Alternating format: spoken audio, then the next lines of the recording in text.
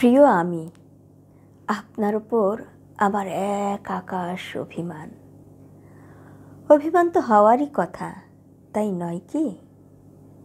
আচ্ছা বলুন তো, আপনি কেন নিজেকে ইচ্ছাকৃতভাবে হারিয়ে ফেলছেন গভীর অমানিসায়? এই যে আপনার জানালার কার্নিশ ছুঁয়ে এক মুঠো সকালের মিষ্টি রোদ্দুর উকিঝুঁকি দেয়, খেলা করে, অথচ আপনি আগের মতো সেই খেলতে থাকা রোদ্দুর আর গায়ে মাখেন না। সারা রাতের ঘনঘটা কাটিয়ে উঠতে উঠতে আপনার চোখ খুলতে দেরি হয়ে যায়। হয়তো তাই সকালের কুয়াশারা অপেক্ষার প্রহর শেষে নিজেদের বিলিয়ে দেয় রোদের মাঝে।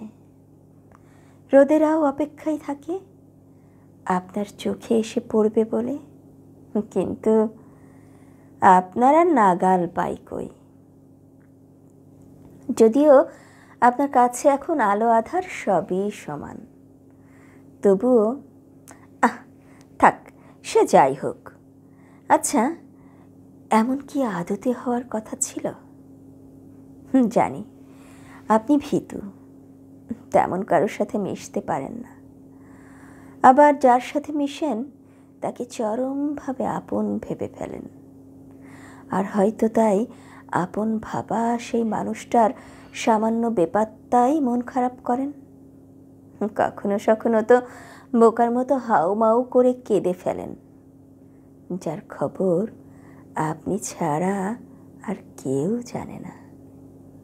আচ্ছা, এই যে নিজের থেকে নিজে বেপাত্তা হচ্ছেন, মায়া হয় না নিজের জন্য? তবে কেন নিজের জন্য না কেঁদে অন্যের জন্য উতলা হন? এই যে আপনার সিদ্ধান্তহীনতার স্বভাব আপনাকে একটু একটু করে নিজের থেকে যে দূরে ঠেলে দিচ্ছে, আপনি কি তা বুঝতে পারেন?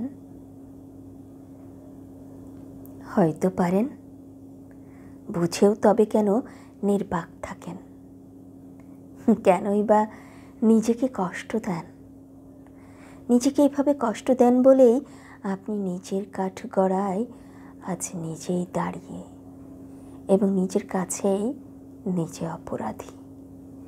শাস্তিস্বরূপ দিতেই পারেন নিজেকে অন্ধকার থেকে মুক্তি, আলোর তৃপ্তি এবং মাথা উঁচু করে বেঁচে থাকার শান্তি।